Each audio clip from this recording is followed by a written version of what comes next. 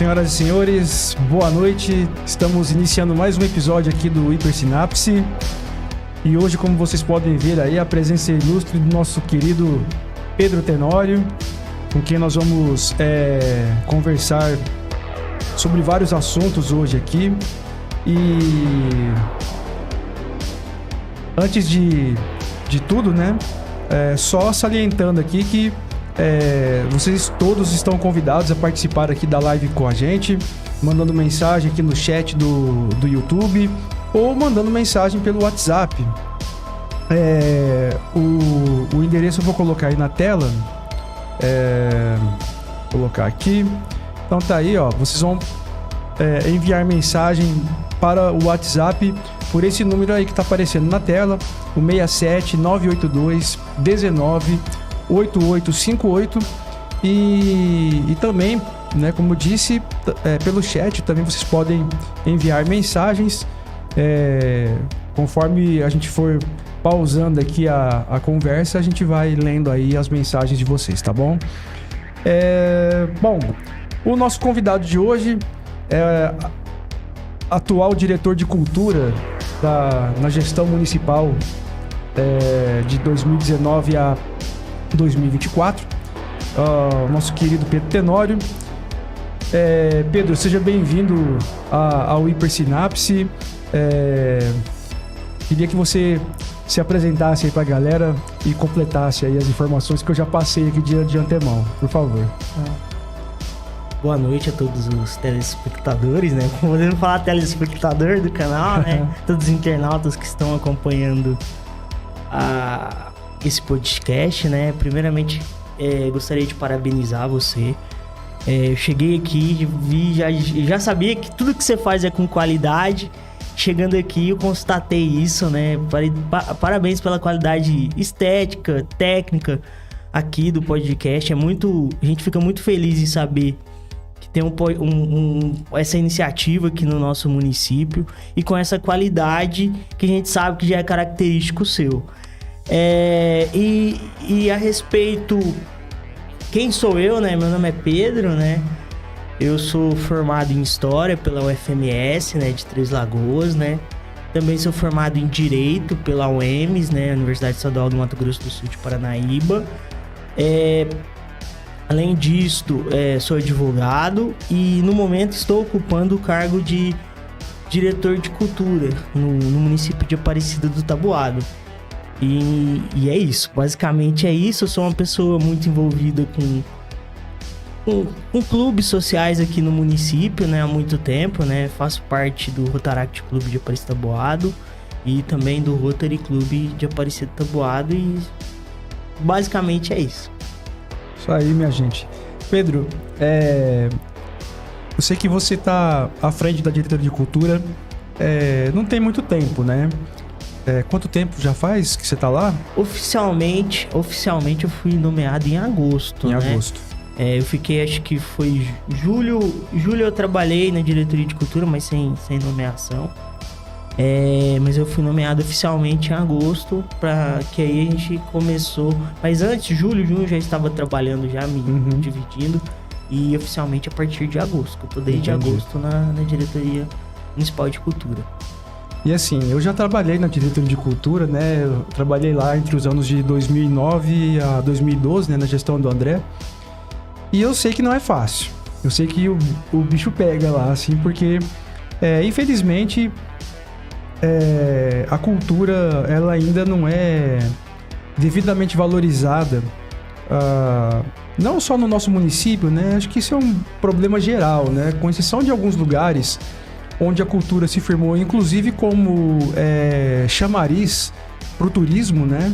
Algumas cidades turísticas que têm a força do turismo justamente em eventos que envolvem a cultura, mas com exceção desses lugares, o país inteiro, né, enfrenta esse problema em relação à cultura e tudo mais.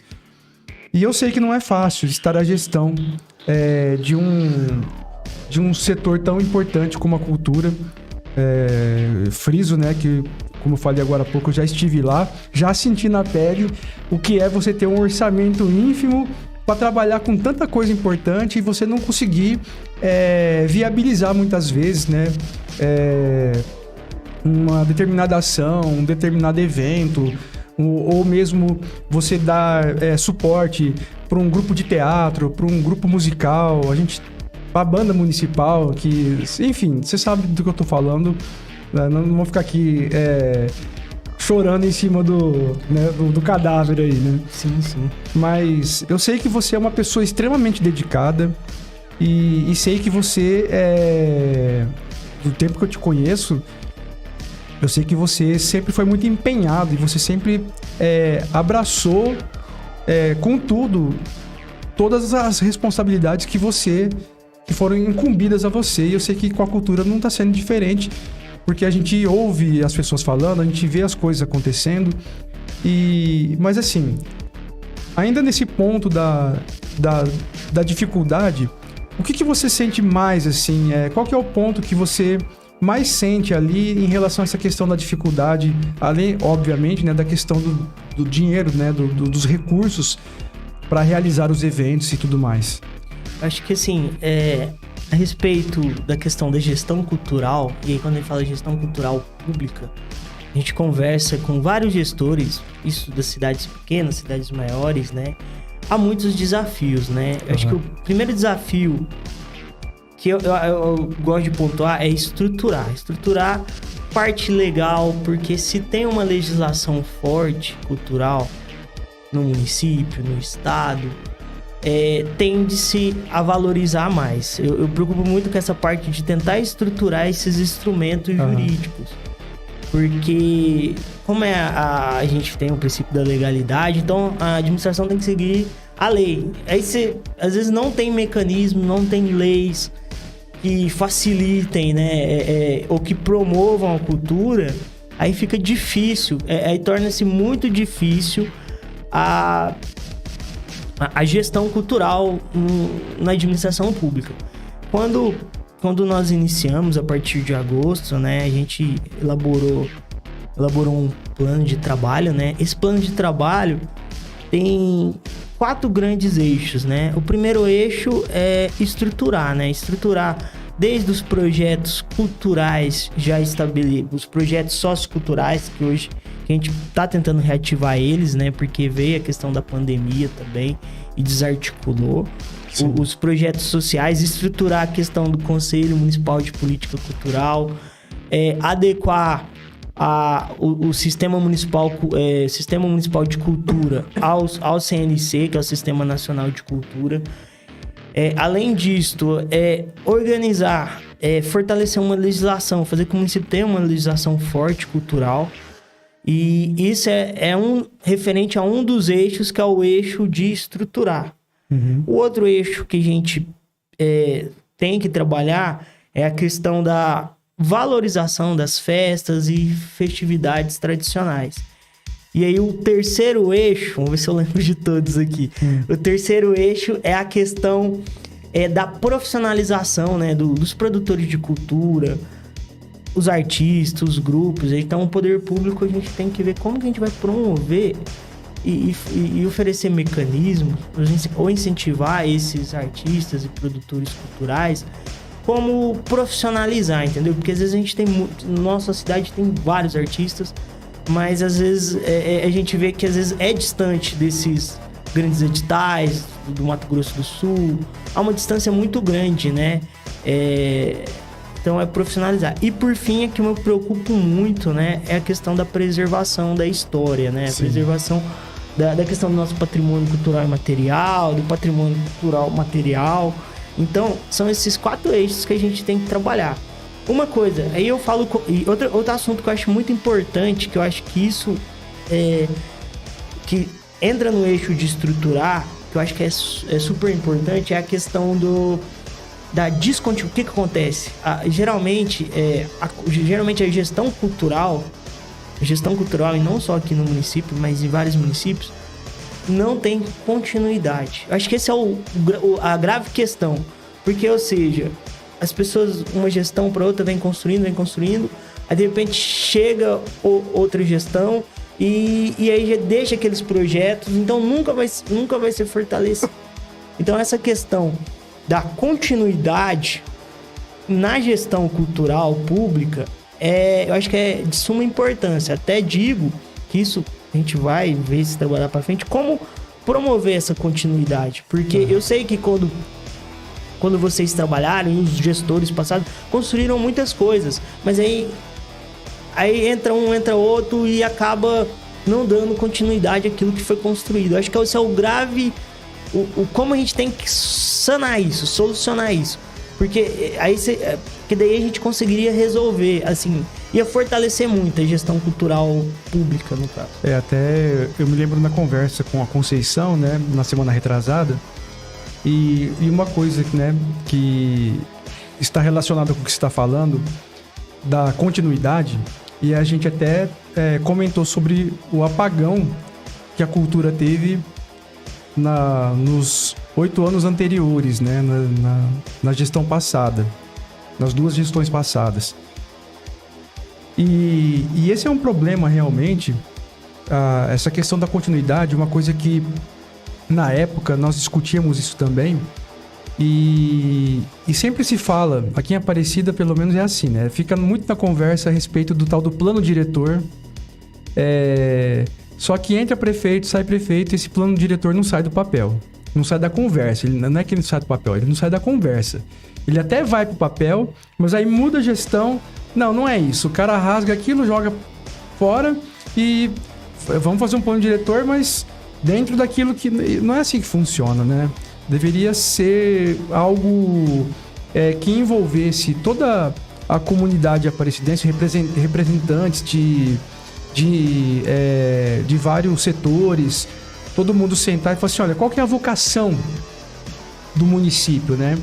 E em cima dessa vocação, traçar esse plano diretor para que certas obras, certas realizações, elas tivessem continuidade independentemente de quem assumisse. É uma questão, por exemplo, a gente vê quando chove, o problema que está virando já a cidade, né, de alagar regiões, né, alguns bairros tem ruas que ficam alagadas, entra água nas casas assim, sempre foi apontado uma solução, que é galeria pluvial, mas nunca se realiza, né? Você vê, por exemplo, assim, sobre galeria pluvial, eu me lembro de ter uma conversa com o finado e saudoso vereador Chaputum, que foi secretário de obras, inclusive, né?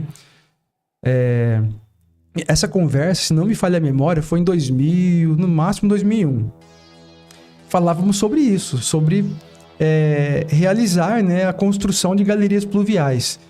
Passaram-se 20 anos, né, mais de 20 anos, e só conversa que vem, que vai, né?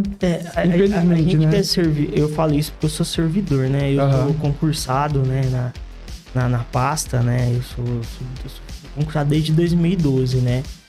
Eu acho que é essa questão, continuidade, e eu acho que a gestão cultural, e a gente tá pensando nisso, né? Como a gente criar um mecanismo consolidado para dar continuidade à política cultural. Porque, igual, hoje eu estou ocupando esse cargo, mas amanhã pode ser você, ou pode ser outro artista, mas que ele chegue lá, e aí que eu acho que é importante. Ele vai chegar lá e já vai ter várias receitas do bolo. Sim. Do que você começar, você chegar lá e você ter que criar a receita, vai ver se a receita dá certo. E hoje, então a gente tem que criar protocolos para que quem possa vir... eu tô nem pensando no momento, agora que eu tô ocupando, mas sim pensar em quem vai vir depois, já ter um mínimo ou algo construído para dar continuidade, porque o fortalecimento da gestão cultural é algo que não é imediato, a gente pega um exemplo muito forte, a questão até de Santa Fé, o turismo lá, essa questão da parte do turismo é fortalecido porque é uma construção, então algo que demanda tempo, né, demora, assim, aí tem esse lado que a população às vezes tem que entender que demora, né, porque tem o devido processo administrativo E quando a gente fala em direito administrativo, os processos, os procedimentos são lentos, né? Mas a gente tem que pensar a gestão enquanto continuidade. Como que a gente vai fortalecer a gestão cultural se ela ter descontinuidade? Uhum. E quem possa vir a entrar, porque eu acredito, pode qualquer outro que venha entrar, a gente ter construído uma receita básica, as receitinhas, para que a pessoa chegue lá, tem isso aqui, vamos dar prosseguimento a 50% disso, ou a 30%, mas tem uma base, tem um alicerce. Essa que eu acho que é a grande questão. Isso é verdade. Realmente, se você já deixa ali uma orientação, vamos dizer assim, né? Algo que é essa base, esse alicerce, para que os gestores futuros, eles venham aproveitando essa base, esse conhecimento que já está estabelecido. É só, como você disse, é só seguir a receita do bolo. Aí só vai agregar mais. Exato. Que daí ele dificilmente vai ter, vamos dizer, regressão. Geralmente só vai melhorar. Sim. Ou vai continuar da forma que está, ou vai melhorar. Então, acho que esse é o ponto, né? O ponto da administração pública. A gente trabalhar para ter administração, e aí eu falo em específico da gestão cultural, que eu tô à frente, né? A gente criar mecanismos para que seja dada continuidade. Isso também não é só um desafio em nível municipal, mas é estadual também, nacional também. A gente vê que às vezes que daí muda tudo, aí vai mudando e não se constrói nada, né? No fim. Então a gente tem que trabalhar para isso, né? Esse acho que é um dos principais objetivos. Até aproveitando assim o que você falou a respeito da receita do bolo, né? Em alguns casos, até diria que a pessoa nem vai pegar só a receita. Às vezes ela já vai pegar o bolo no forno, só esperando dar o tempo, né? Para tirar ele do forno e, né? Você pega, por exemplo, assim, eu falo... vou pegar um exemplo de algo relacionado à cultura aqui da cidade, a banda marcial, né? Que, assim, no passado, né? A banda, ela teve um passado glorioso, né? Aparecido Taboado despontava no estado com a banda marcial que nós tínhamos, né? E infelizmente isso teve um momento ali que deixaram a banda de lado. Aí nós tentamos resgatar a banda, conseguimos em até um certo momento fazer esse resgate. Aí, como falei, aí veio um apagão, né, da gestão, veio né? a pandemia também. Até legal pontuar essa questão da banda, né? A banda, ano passado, a gente já estava com a ideia, né, de reativar a banda. E a gente já está trabalhando. Hoje a gente já transferiu. Antigamente, onde que estava a banda municipal? É a banda de música, que no decreto de lei tá a banda de música. Uhum. Porque a banda de música de Aparecido Taboado, ela funcionava lá na escola professor, lá no João Chama. Sim. Foi pra lá e acabava a gente tendo esse... Assim, a gente pensou já, a partir desde agosto, né, quando a gente voltou, vamos tentar trazer a banda de volta, né? Para aquele local que sempre foi próximo da prefeitura velha, do Paço Municipal ali. E sendo que hoje a gente já conseguiu fazer... A gente já tá, né, essa fase de estruturação da banda. A gente já conseguiu fazer o transporte, já tá alocando da maneira devida os instrumentos. A gente já tem salas lá no fundo, lá da prefeitura, que a gente já tá organizando. Eu acredito que... Acho que até final de março a gente vai estar lançando, voltando às atividades da banda. Mas legal. Acho importante não só voltar... vai ter aula. Não, a gente tentar montar um programinha que a criança vá lá, faça atividade e aprenda a musicalização. E a formação, né, de músico, né? Ou de um músico... de sopros, que tem caso ele tenha essa habilidade, ou de percussão, né? Então a gente já tá trabalhando a questão da banda, nós já estamos trabalhando para que ela seja reativada, mas reativada de maneira assim, vamos dizer, com um programa, com uma estruturação. Então eu acredito até final de março a gente já vai estar divulgando, soltando boas novas aí a respeito da banda. Beleza.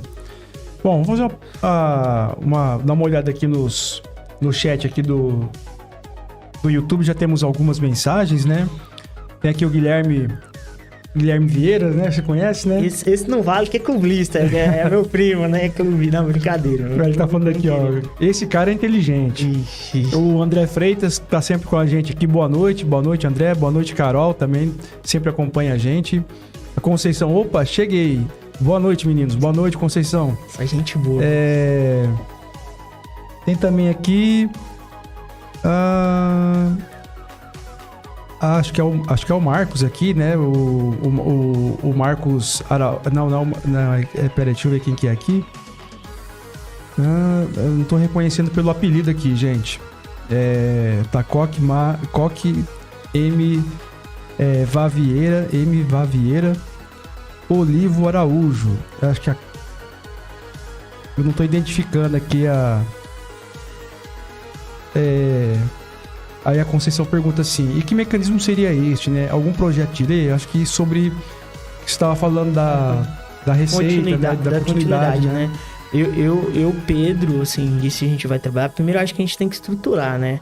Mas eu acredito que uma simples ação que eu acho que daria para fazer uma continuidade é se a gente tivesse um cargo efetivo, ou seja, via provimento de concurso, né? Um técnico de cultura administrativo para que dê continuidade. Porque assim, Debs, vamos supor uma situação... Saiu todo mundo, entra uma turma nova, que sempre acontece assim, geralmente. Sim. Mas vai ter um técnico administrativo lá que ele já vai ter noção de como funcionam as coisas para passar para esse novo gestor. Sim, se tem um técnico administrativo cultural concursado, que daí essa pessoa já vai ter um network com a fundação, com os outros. Porque daí o que acontece? Sempre entra uma turma, sai outra. E eu acho que precisaria ter um concursado. Isso aí, e isso aí a gente vai trabalhar depois que estruturar, né? Que a gente está buscando essa estruturação, de ter um técnico cultural administrativo que seja concursado, porque daí porque daí não tem como tirar aquele cara da cultura. E aí todo gestor que for entrar, querendo ou não, vai consultar. Porque o cara já vai ter esse profissional já vai ter o know-how de como funciona, como são os procedimentos. Você entendeu? Uhum. Acho que isso é de suma importância. Acho que esse mecanismo da gente futuramente, depois que tiver estruturado, trabalhar para que seja criar um cargo de provimento de concurso para ter um técnico cultural administrativo é excelente. Além disto, algo que a gente vai promover esse ano, a gente tem que promover esse ano, se tudo der certo, nossa programação, a Conferência Municipal de Cultura, e a gente tem o Plano Municipal de Cultura, que é o Plano Municipal de Cultura, é um documento, né, que é elaborado após uma discussão entre os artistas, produtores culturais, que é para 10 anos, né? Um documento que vale para 10 anos, que é com metas e objetivos, né? Visando dar essa continuidade para a cultura, entendeu? Então acho que o principal mecanismo que a gente vai trabalhar para isso é se a gente tivesse um técnico administrativo cultural via concurso, porque ele vai passar uma gestão, vai passar outra, vai ter um funcionário concursado que vai dar esse know-how para quem tá entrando, porque a administração pública é muito, independente se a pessoa tem conhecimento ou não, chega lá, tem todos os procedimentos administrativos, então tem que ter alguém que seja, vamos dizer, que aprenda a ser um especialista da gestão cultural e dessa forma eu acredito que seria um concursado. Excelente. Olha só, no chat ali, né, que eu não tava conseguindo reconhecer pelo apelido aqui no YouTube, é o Marcos Vinícius, nosso amigo diplomata. Nossa, Tá lá em Buenos Aires. Eu tô até devendo um projeto pra ele. Já até pedindo desculpas, né? Porque foi muito corrido e agora em janeiro foi muito corrido. Mas assim, eu tive a oportunidade de conhecer o Marcos. Eu já ouvia falar, né, que a gente... quem é gente boa, a gente conhece. Vê o pessoal comentando, né? Uhum. E aí ele no dia que ele foi lá na Secretaria de Educação, a gente sentou, eu mostrei pra ele nosso plano de trabalho, as ideias, né? As ideias do plano de trabalho nosso. O Marcos, ele tem dado algumas contribuições bem legais, assim, com os artigos que ele escreve. Isso. Principalmente abordando, assim, a história de Aparecida, né? Bem bacana. Isso. Aí ele pediu pra te perguntar aqui, quais os principais desafios que você teve nesse primeiro ano de gestão aí, por assim dizer, como diretor de cultura? Eu vou falar do maior desafio, né? Eu acho que foi o maior desafio, sem querer comentar o caso anterior, mas todo mundo sabe, né, que final de 2020, final de 2020, teve toda aquela questão a respeito da Aldir Blanc, né, que foi feito os procedimentos. Aí chegou no início do ano e a gente já chegou com uma situação bem específica, né, que gerou a anulação, né, dos editais por conta pela ausência de elementos... houve a anulação por...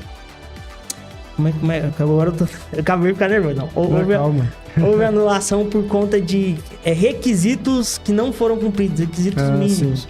Mínimos de uma seleção, né? Por conta disso, aí caiu já... Eu enquanto ainda eu tava em outro cargo, ia trabalhando 2, 3 coisas ao mesmo tempo pra ajudar, que eu sempre, quem me conhece sabe que eu sempre fui proativo no sentido de tá precisando, a gente ajuda, né? E eu tava ainda como servidor ainda. E aí veio a demanda da Aldir Blanc, e a gente acompanhando tinha uma questão jurídica da Aldir Blanc, né? Porque a lei da Aldir Blanc dizia, né, que os recursos poderiam ser gastos até 2020, né? E aí houve toda uma comoção no parlamento, né? No Congresso, né? Para que se fosse prorrogado para 2021. E aí, diante disso, a gente, desde lá, fazendo esse monitoramento, né? E fazendo esse monitoramento de quando que ia ser aprovado. Aí a lei foi aprovada na Câmara, no Congresso, se eu não me engano... Ela foi, se não me engano, eu acho que o presidente vetou, mas voltou e derrubou os vetos. E aí, diante disso, isso já em meados, a gente fez uma reunião com os artistas, explicou, né, a situação, e com certeza a gente entende o anseio, a preocupação dos artistas, né, diante do que aconteceu em 2020, né, que foi muito sério, né, mas sem querer... Não ficar olhando pra trás, não. Quem fica olhando pra retrovisor, bate. Tem que olhar pra frente, né? Como se diz, porque os erros... Porque a gente aprenda com os nossos erros, né? E com os erros também dos outros. Né? Como se diz, né? Assim, você tem o para-brisa que é bem grande e o retrovisor que é pequeno. É um indicativo, você tem que olhar mais pra frente do que pra trás, né? Concordo. E aí teve essa situação, né? A gente pensou... Aí a gente conversou... soltou os editais, né? Às vezes não sei, às vezes não agradou todos, né? Porque às vezes a pessoa tem uma ideia, às vezes o artista vê outro município fazendo de uma forma, a gente e outro de outra forma. Cada município tinha essa liberdade para fazer, né? Mas a gente sempre bem prudente, moderado, até porque foi uma situação nova, que agora que o ente federal, né, que é a Secretaria Especial de Cultura, vai julgar as prestações de contas dos municípios. Municípios e Estado.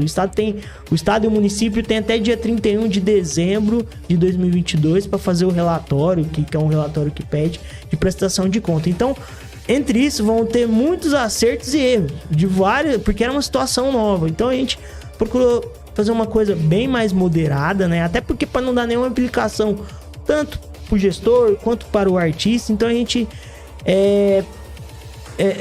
procurou fazer todo esse procedimento e nós soltamos 3 editais, né? Pensando para os artistas musicais, para o segmento do artista musical, outro para os demais segmentos artísticos e também a questão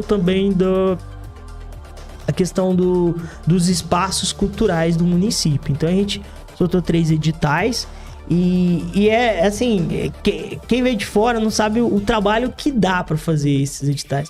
Você tem que ir lá, você tem que ir no setor contábil, você tem que ir no jurídico, tem todo o devido processo administrativo que você tem que não é rápido, mas mesmo assim nós conseguimos ter êxito na divulgação na seleção dos artistas, dos projetos culturais, conseguimos ter êxito e também conseguiu levar para a população, porque a gente criou, vou dar um exemplo, a Feira Musical Cultural, dos demais, no outro edital, que era o Festival Viva Arte, eles fizeram atividades, igual a Conceição fez oficina de teatro, Rafael fez um projeto de fotos, de fotografias com exposição. Teve artistas que fizeram projetos nas escolas. Um exemplo, a Van fez uma aula junto com as crianças e fez o grafite de um muro. Então foi muito legal. Muito legal, mas aí nos bastidores muito trabalhoso. A questão da Aldir Blanc, que foi um grande desafio, e também o desafio também que a gente diz é do final do ano, que fazia muito tempo que não havia uma programação. O Réveillon nosso, o último Réveillon que a gente teve foi, eu até marco lá que 2015, o último Réveillon foi em 2015, então antes da pandemia já fazia acho quase 4 anos que não tinha Réveillon. Então poder trazer um pouco de festividades que fazia muito tempo que não tinha e dá trabalho. Vou dar um exemplo. No dia 31, eu fui sair 6 horas da manhã da praça. No dia 1º também, por aí, 5, 6.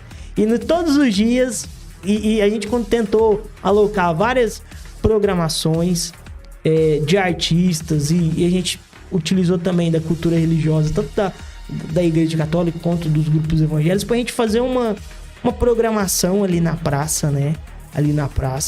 E porque todo dia aí você ia na praça, tinha tinha pessoas lá movimentando a praça.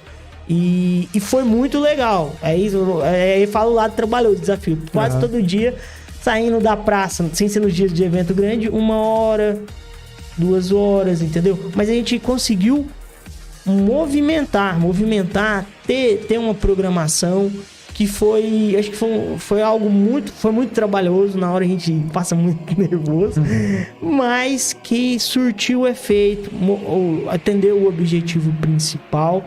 E acho que esses foram os desafios que aí tem, né, essa questão da burocracia, de toda a burocracia. Há toda uma burocracia que é própria do Estado, né, do direito administrativo, que a gente tem que fazer ela, e além disso tem a executar, né, que aí tem essas questões. Mas, igual o final de ano, né, final de ano agradeço imensamente o Ber, que foi, o Fatinho, o prefeito, todo mundo, a secretária de educação, todo mundo sensibilizou e correu atrás, e também aos artistas, que muitos artistas nesse momento de retomada de artistas e grupos foram lá, se apresentaram voluntariamente, gratuitamente, porque nessa vontade, né, de a gente poder ter uma movimentação cultural na cidade que tinha muito tempo, né, que não havia no final do ano. E aí, somado a isso, veio a pandemia que desarticulou praticamente tudo, não só aqui, mas em todas as cidades. E foi muito legal, Acho que esses foram os 2 maiores desafios, mas e que vai ter muito desafio esse ano e a gente vai tentar superar se for possível. Certo. Bom, deixa eu só dar uma olhadinha aqui no chat de novo, né? Nós temos aqui algumas mensagens. Então temos aqui, ó, a Carol falando assim, é bem mais fácil ter um rascunho, entre aspas, né, de todo o trabalho que chegar e ter que começar do zero. E assim, sucessivamente, se entrar um novo prefeito, vereador, técnico administrativo, terá ali uma continuação do trabalho. Exatamente. E a Conceição falou que foi lindo. Vários artistas executando os projetos com comprometimento. Precisamos de mais projetos como este, do Viva Arte. Bom, agora, saindo um pouquinho, né, da parte profissional, Pedro, que eu sei que você já deve estar saturado, né, eu falo porque, assim, passa a semana toda, né, ali, lidando com essas questões e tal, né. É claro que eu gostaria, né, como você fez, de falar um pouco a respeito, né, e tudo mais. Mas vamos falar um pouquinho do Pedro ser humano e não do Pedro diretor de cultura, né? Eu sei que você é uma pessoa que tem, assim, uma grande paixão pela literatura, né? Eu sei que você é um ávido leitor. E fora, assim, aquela leitura mais técnica, como eu, como professor de história, que às vezes vai lá e pega algum livro, ou você que, além de história, tem a formação no direito, né? Mas para literatura mesmo, né? Para questão, assim, dos chamados romances, né? A ficção, né? De um modo geral. O que você tem lido ultimamente? O que você tem achado, assim, do movimento literário como um todo, assim, nesses nossos tempos, né? Nesse ponto, eu gosto mais dos clássicos. Eu sou mais fã dos clássicos. Eu adoro o livro de aforismos. Exemplo, Baltasar Gracian, Arte da Prudência, Confúcio. Eu tava lendo muito do estoicismo, né? Marco Aurélio. Marco Aurélio, qual outro? Sêneca. Além disso, quem mais? Desses de aforismo, eu acho que eu li quase todos, né? Agora foge, né? Quando a gente tá conversando aqui, foge, né? Marco Aurélio, qual outro que eu tava lendo? Confúcio, eu gosto de Aristóteles também. Então, eu gosto muito de clássicos. Eu acho que o livro clássico ele consegue resumir muito. Atualmente, eu tô lendo um livro eu tô até meio religioso, eu tô muito religioso, Thiago. Eu tô lendo Hermann Hesse, que é um prêmio Nobel, que ele chama o livro que é São Francisco. Ele pegou todos os relatos de São Francisco e ele resolveu pegar todos esses relatos e fazer uma história, uma biografia, mas bem poética. Então eu tô lendo esse livro e eu tô lendo também, até que veio agora, comecei a ler agora recente, a Bíblia, que eu nunca tinha lido. Assim, eu comecei do zero, mas aí eu peguei a Bíblia bilíngue, eu tô lendo a Bíblia em inglês. A minha intenção é ler ela toda em inglês, porque daí você vai pegando, comparando aqui com que ela é bilíngue. Então eu tô até final do ano eu quero tentar ler a Bíblia toda em inglês, que esse é um dos objetivos para a questão de melhorar a questão da leitura, né, de outro idioma. Sim. Até quando você encara a Bíblia, claro que tem o aspecto religioso, mas tem o aspecto literário dela e o aspecto histórico, né? Tá tudo misturado ali, tá tudo, né, junto.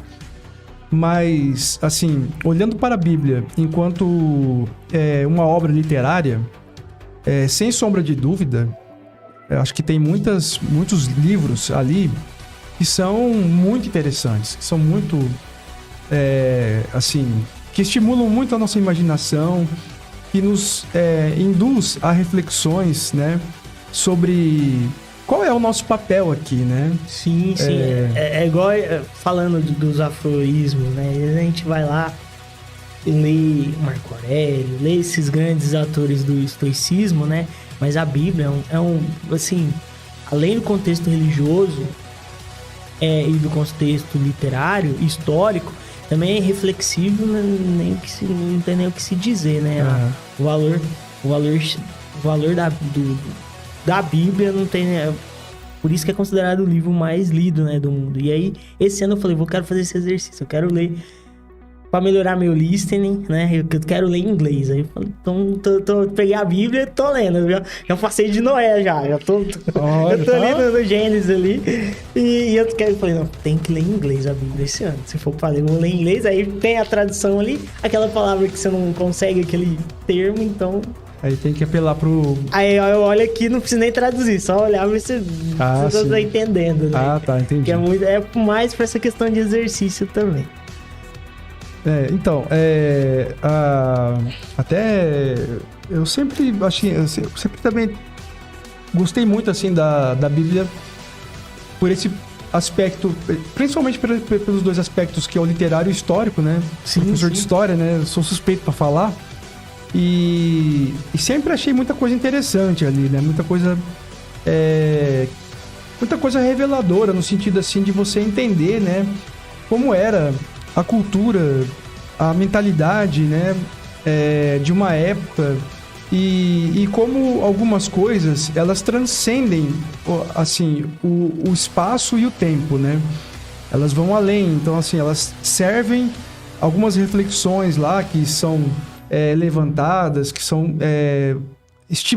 são incitadas, né? Nos incitam a ter essas reflexões, né? Algumas passagens elas transcendem essa questão do tempo e do lugar, né? Independente assim, nós estamos falando de um povo que viveu há tantos mil anos em tal lugar. Claro que lá o texto vai estar carregado de elementos daquela cultura, daquele momento, daquele lugar. Mas a gente percebe assim como ela transcende essa questão cultural local. E ela tem uma dimensão humana, no sentido de que, às vezes, uma reflexão que você tem a partir da leitura de uma determinada passagem, ela serve para nós, serve para esse momento, porque ela alcança, talvez, essa essência de nós enquanto seres humanos, assim, né? Independente da época, do lugar, da cultura, né? Sim, a Bíblia é um excelente livro reflexivo, né? De reflexão, né? Mas também falando em literatura, sem ser tanto do religioso, um livro que eu gosto muito é o Rei Lear. Acho fantástico. Eu gosto muito do Laranja Mecânica. Laranja Mecânica, pra mim, eu acho... E o que você achou da adaptação do Kubrick? Ele conseguiu imprimir uma estética. Eu gosto muito do Kubrick. Tem o Full Metal Jacket.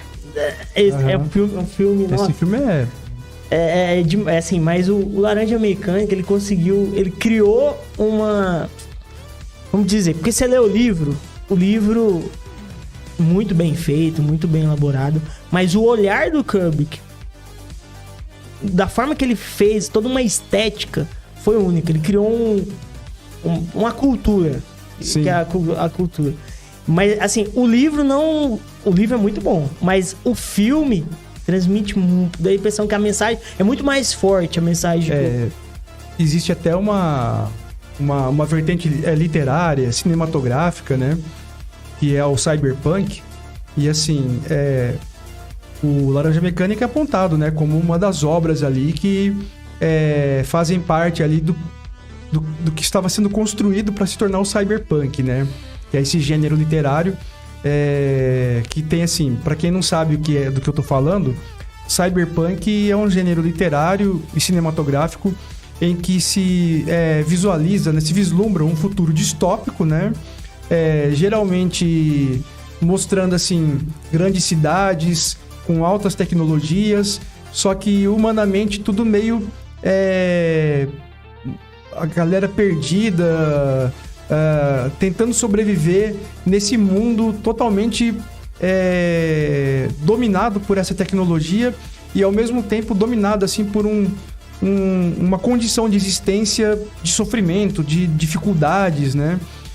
Então eu gosto do gênero, né? Assim, o Kubrick, ele imprime um sentido nos filmes. Eu vou dar outro exemplo. O último filme dele, né? De Olhos Bem Fechados, né? Que eu li a obra também, que é um sonho de... Um breve romance de um autor, se não me engano, austríaco. Até que daí ele faz a adaptação desse livro. Você pega a estética de Olhos Bem Fechados também, assim, o filme, assim, e aquele filme totalmente, você não entende. É igual a Odisseia. Eu nem vou perguntar pra você se você entendeu a Odisseia, porque tem Odisseia, tem o filme... Depois nós vamos falar do Odisseia. O Kubrick não tem nem o que falar. Mas, assim, eu acho ele... Nota mil. É uma pena que o último filme dele é de Olhos Bem Fechados, mas não vamos nem comentar esse filme, porque tem muitas teorias da conspiração a respeito desse filme. Sobre o... Só fechando rapidamente a questão do Cyberpunk, já indo pro 2001, porque assim, então o Laranja Mecânica, ele tá ali, né, como eu falei, dentro daquilo que é o chamado pré-Cyberpunk, que é o gênero sendo construído, e o ápice, né, o filme, e assim, o gênero é inaugurado para muitos, né, pelo Blade Runner, né, lá do Ridley Scott, lá né, do final do comecinho da década de 80. Mas assim, voltando a falar para quem quiser entender o que é essa distopia e tal, Blade Runner é uma recomendada aí para quem quiser entender qual é a atmosfera que o gênero quer passar, né? O Cyberpunk, ele quer passar, tá ali em Blade Runner, lá o original, lá do começo dos anos 80. E sobre o 2001 Odisseia no Espaço, realmente tem uma parte da história que é uma linha, um fio condutor, né, de uma boa parte da história, que ali tudo bem, ali você, qualquer pessoa com 2 neurônios funcionando ativamente vai entender. Que é, assim, a parte que envolve, assim, a viagem a Júpiter e a atuação do HAL 9000, né, do computador, né, da inteligência artificial lá, que entende que a tripulação, à medida que ele vai percebendo que cada tripulante pode comprometer a missão, então qual que é a conclusão lógica que ele chega é de que se a ameaça e essa missão ela é importantíssima, então o que eu faço com a ameaça? Eu elimino, né? Então, ok, esse fio condutor aí né? O final... mas aquele final lá, cara, porque assim, ele é puramente... Nossa, me fugiu o termo agora. Nossa, me fugiu a palavra, gente.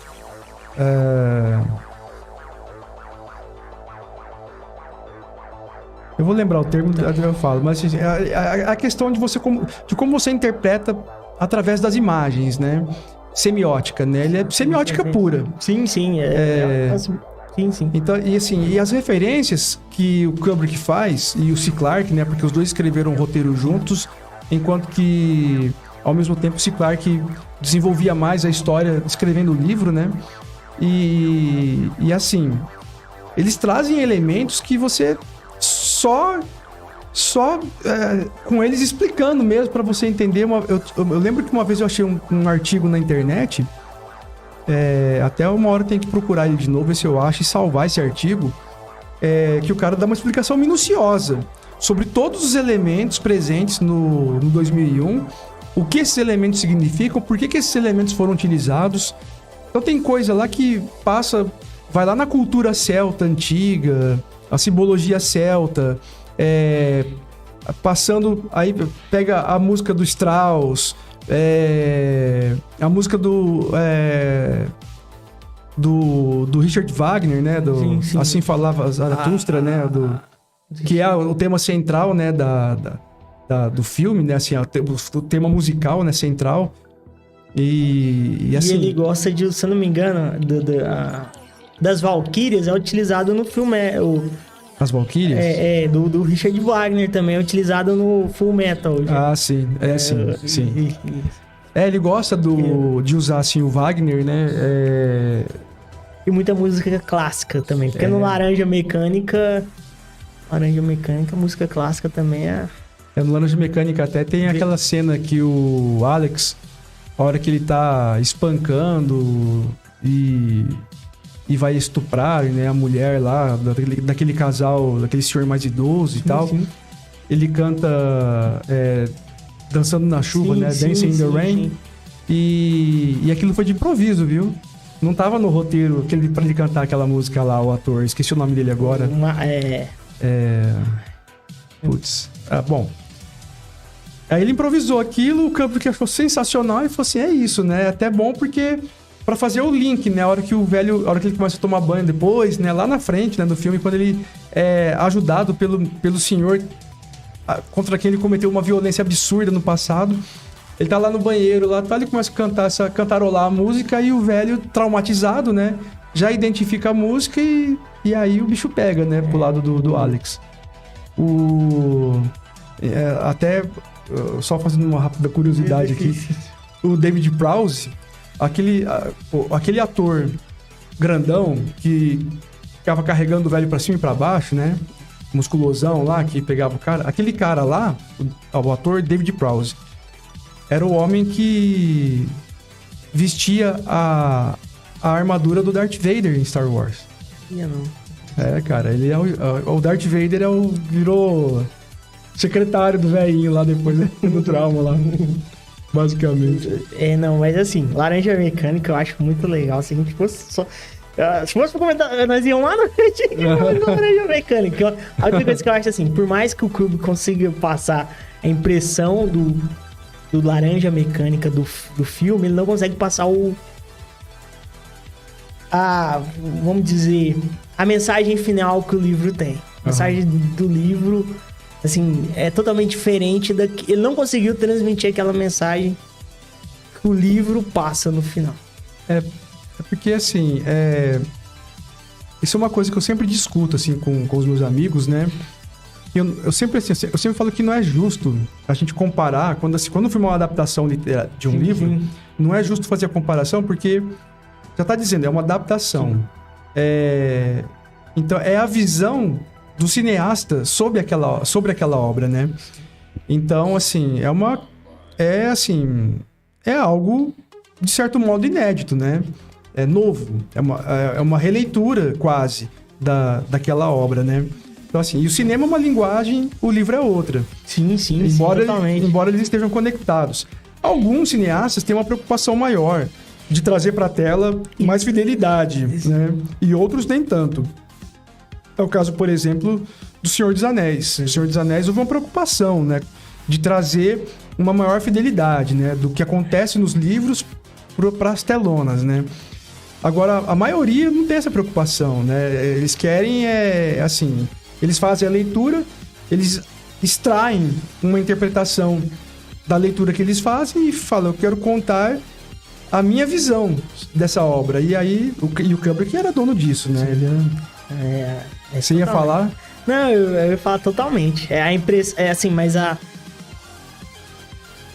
o Laranja Mecânica é o Laranja Mecânica pela visão senão não ser. Assim, a obra é muito boa, mas não seria pela visão do Kubrick. Não, até porque também a gente vê outros filmes que são adaptações de obras literárias que tem, assim, várias adaptações. Sim. E, assim... Aí tem sempre aquela adaptação que fica uma porcaria, não só pela qualidade, pela má qualidade da produção, por ter recurso baixo e tal, mas isso também não quer dizer nada, porque assim, tem gente que com pouco recurso faz coisas maravilhosas. Tem gente com muito recurso que faz merda. Eu vou citar um exemplo recente aqui, Duna. Duna, até onde eu sei, tem 2 adaptações pro cinema, né, do livro. Tem 3, né? Só que uma dos anos 70, que foi feita pra TV e que era, assim, nem é contado. Aí tem uma dos anos 80, feita em, acho que 84, e tem essa agora do ano passado.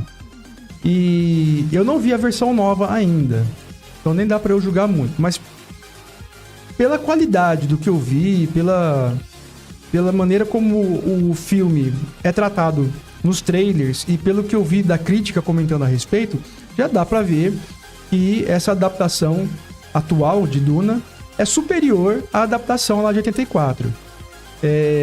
Outro exemplo que a gente pode dar aqui também, o próprio Senhor dos Anéis. O Senhor dos Anéis já teve adaptação pro cinema lá atrás, lá nos anos 70. Sim, eu desconhecia. Né? Mas não precisa conhecer também não, porque é muito ruim, cara. É muito ruim. Tem uma adaptação em animação também, do Senhor dos Anéis. E, assim, tinha tudo pra ser boa, mas cagaram no pau, sabe? Assim, tipo, ficou uma porcaria. Enfim, a gente vê essas adaptações que satisfazem, né? Que você olha e fala assim, mesmo que a história não seja tão fidedigna a do livro, mas que você fala, pô, ficou bom, gostei, curti. Outro exemplo, Harry Potter, né? Também, né? Os filmes do Harry Potter têm essa preocupação de ser o mais fiel possível à obra da J.K. Rowling, né? E claro que os caras foram crescendo, né? E não deu pra você manter toda a mesma pegada dos livros, mas de modo geral, os filmes tentam ser o mais próximos possível dos livros, né? Enfim. Sim. De cinema a gente vai conversar aqui, vai ser o dia, a noite inteira. Isso porque nós não entramos nos brasileiros, né?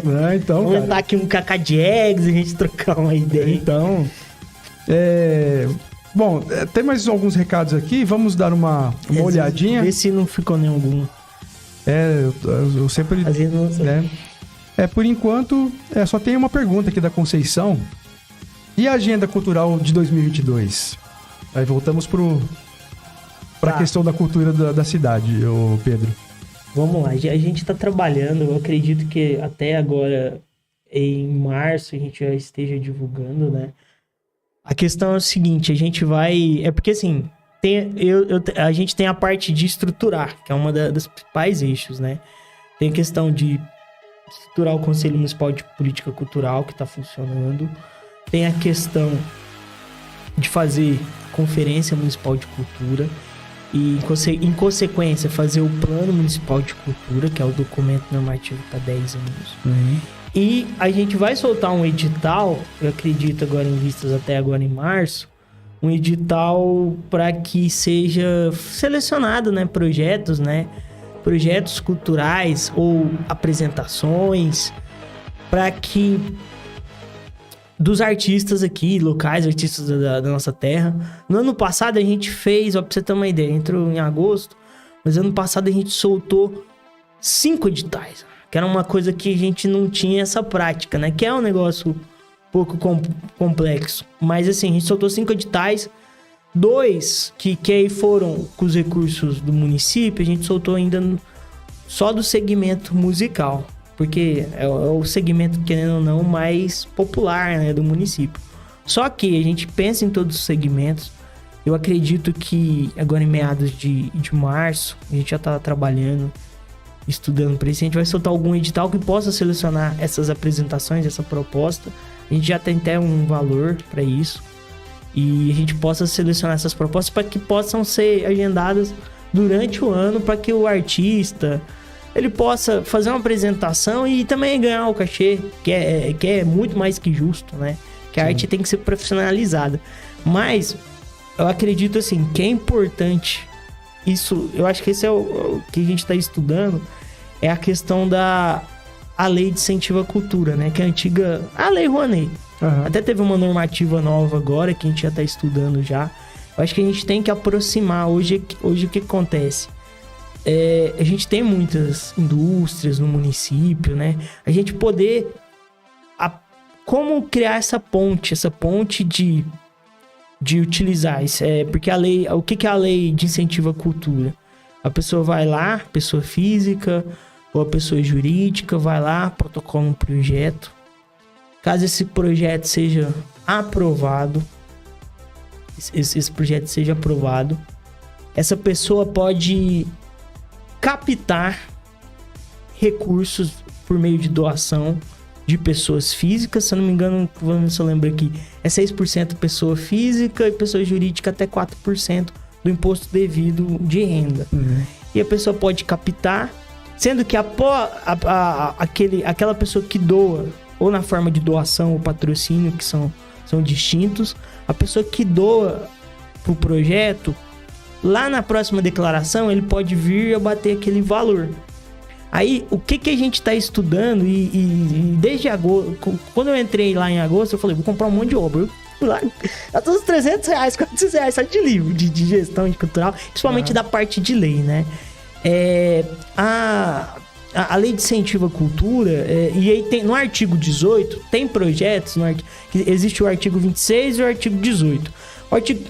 No artigo 18 tem projetos que são 100% de abatimento, ou seja, Debson, chega aqui pro Debson aqui, ó. Ô Debson,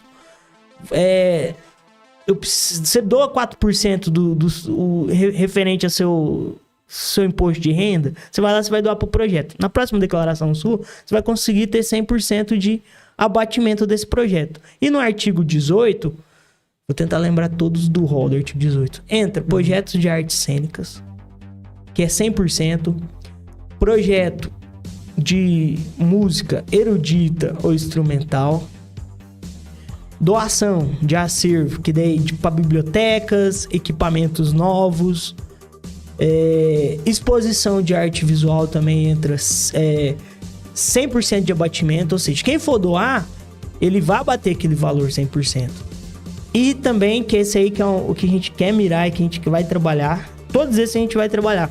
Mas é a questão da questão de construção, reforma ou construção de cinemas ou teatros ou centros culturais em cidades até 100 mil habitantes. Ou seja, então a gente tem que tentar construir essa ponte. Que eu acho que esse é um dos caminhos viáveis, né? Para construir essa ponte. Pra gente poder fazer esse investimento na cultura, entendeu? A gente poder ajudar ou incentivar e tentar... E outro mecanismo também que a gente tem que fazer é a questão de tentar profissionalizar, né, os artistas, né? Tem muitos artistas, às vezes o cara tem uma bela história e ele às vezes não tem um portfólio, ele não tem aquele currículo dele, que é o portfólio, é como se fosse um currículo e um mostruário de tudo que ele fez. Ele não tem isso organizado, sistematizado, né? Então, esse é outro mecanismo também. Mas, não fugindo muito do assunto, a respeito da agenda aí, a gente tem a intenção e vai, em breve aí, soltar um edital para estar fazendo essa seleção desses projetos ou propostas de apresentação. A gente só vai sentar e ver certinho como que vai ser feito, né? Porque um edital é algo muito delicado, né? Depois que divulga, não tem como ficar voltando atrás, né? Então a gente tem essa intenção, né? E também essa questão também das leis de incentivo de renúncia fiscal, que eu acho que a gente tem que tentar trabalhar com isso ao longo do ano. Certo. Pedro, tem uma outra questão aqui que eu tava aqui, a gente tava conversando sobre cinema, né? E além do cinema, em relação à cultura pop, quadrinhos, animes, essas mangás e tal, né? Você acompanha essas coisas ou é mais o cinema mesmo, no caso do que a gente... Cultura pop, né? Não sei se entra, né? Eu gosto muito de música, gosto muito de rock, muito reggae, música brasileira eu gosto muito também, acho que até mais. E pop, eu gosto muito de Star Trek. Eu acho, até perguntar, Star Wars também eu gosto muito também, mas eu acho Star Trek fantástica. Porque... eu também sou suspeito pra falar, porque eu gosto dos dois, embora eu seja fã doente de Star Wars, né? Eu acho que Star Trek, porque Star Trek ele é uma realidade possível. Sim, se um dia tiver aquela realidade, os protocolos do Star Trek, que é o Marcos deve estar assistindo aí, são todos diplomáticos, né? Você vai em outro planeta, que você não pode ter intervenção. Então, assim, é muito bem pensado. Star Wars, porque Star Wars já é mais fantasia. Isso, né? Exato. São coisas Star distintas. Trek é ficção científica. Mas, eu gosto muito de Star Trek. Eu acho muito legal a Star Trek, que mais? Cultura pop que eu gosto. Às vezes agora eu não... Mas eu gosto muito de música. Música eu gosto muito. Música, eu gosto muito de Elvis, Beatles, o Rolling Stones. Pra mim, eu acho que o Rolling Stones, banda, é a melhor de todas. Nossa, muito bom. Rolling Stones é muito bom. Eu até perguntei porque eu e um amigo meu, a gente tá planejando fazer um quadro aqui no canal para tratar de cultura pop, exclusivamente de cultura pop. Tanto ele como eu, a gente tem assim a gente alimenta uma paixão aí por várias produções aí desse setor, então eventualmente nós vamos trazer você aqui para bater um papo lembrei, também. Cultura pop eu gosto demais, jogos do Super Nintendo. Olha, Pra mim o Super Nintendo é insuperável. Donkey Kong 3, né? Aham.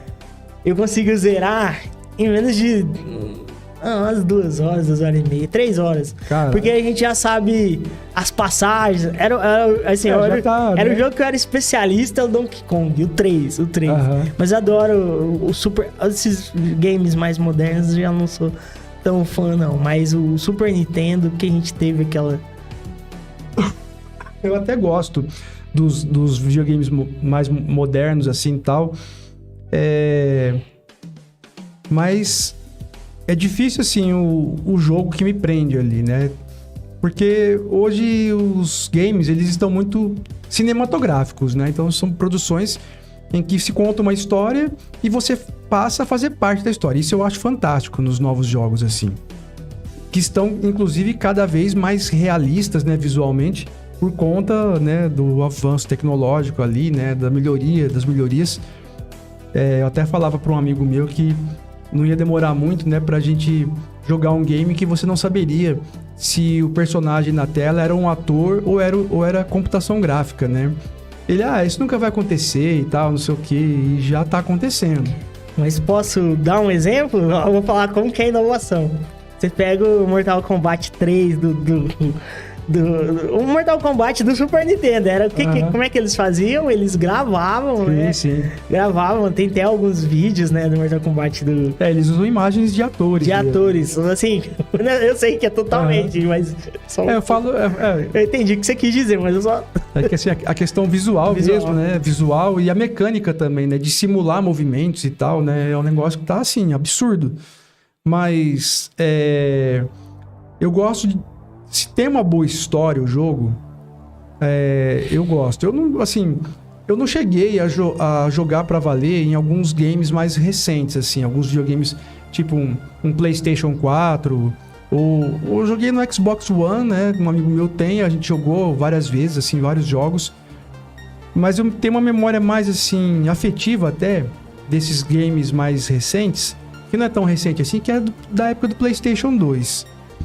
E tem um jogo em particular que eu acho ele tão bonito visualmente, a história cheia de mistério, e é um jogo assim que te faz se sentir completamente solitário, porque é você num mundo imenso e você tem que cumprir uma determinada missão que é praticamente salvar a vida de uma menina lá que você não sabe se é namorada, se é irmã, se é uma desconhecida que ele simplesmente resolveu ajudar.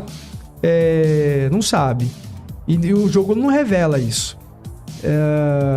Shadow of the Colossus é o nome do jogo. E é um jogo assim, né? Incrível, é um jogo que te prende, sabe? Até esses dias eu tava vendo um vídeo aí sobre os caras revelando segredos do Shadow. Mas essa questão da efetividade, assim, essa questão dos jogos Super Nintendo, eu acredito que seja... Isso você também vivenciou, a questão da cerimônia. Porque dá a impressão que antigamente quando você tinha o Super Nintendo, ia todo mundo, todos os seus amigos, ou você ia lá no Messias, no saudoso Messias lá no videogame. Você ia lá, jogava, juntava seus amigos. Tinha todo uma cerimônia. Hoje dá a impressão que, apesar que esses jogos hoje, o pessoal são conectados, mas é tudo online. Uhum. O cara joga aqui, o cara joga... Não tem esse ato de reunião. Então, isso marca muito, esse ato de reunião. Quando você ia, juntava todos os seus amigos pra jogar. Sim. E superava todos... E era muito legal, era um momento muito legal. Ou como no caso, assim, do... Igual, essa situação que eu descrevi do PlayStation 2, por exemplo, eu ia na casa de um amigo jogar. Mas foi a última vez, foi o último game, assim, o último videogame que tinha essa coisa cerimonial de reunir os amigos pra jogar. Eu lembro que esse mesmo amigo, ele teve vários videogames. Na época, lá nos anos 90, quando saiu o Mega Drive, ele teve o Mega Drive e a gente fazia torneios de Mortal Kombat 2. Então nos reuníamos lá, cada um escolhia seu personagem e fazíamos lá um torneio, né? Reunindo todo mundo ali e tal, até sobrar 2 só. Que assim, conforme você levava o Fatality, você não jogava mais. Você morreu, né? Então você não joga mais. E até que restassem apenas 2, né? E tinha expectativa pra você fazer o Fatality, sim, o Animality. Tinha aqueles... Nossa, era... e tinha a torcida também. O pessoal ia sendo eliminado. E aí, quando chegavam nos 2 finalistas ali... então uma parte da turma torcia pra outra, a parte torcia pro outro. Igual então, no futebol do Super Nintendo, o cachorro, o juiz se transformava em cachorro. Tinha o bug. Não, esse aí não era o bug, mas tinha outros bugs também. Então, era legal. Assim, acho assim, os jogos se profissionalizaram, estão se tornando tão reais que às vezes perde um pouco a graça. Essa é uma opinião. Não, tá certo. Bom, Pedro, infelizmente... nós vamos ter que encerrar a live porque eu tenho que ir lá aplicar insulina no meu pai, né? Mas eu sei que essa conversa entre nós, ela rende. Eu sei que vai longe. Então eu já quero de antemão já te convidar novamente para vir aqui no Hipersinapse. A gente combina um dia que você tiver disponibilidade e você volta aqui e aí a gente continua falando. Aí a gente vai pegar pra falar de cinema. Aí nós vamos falar de cinema e a gente começa falando de cinema brasileiro. Isso.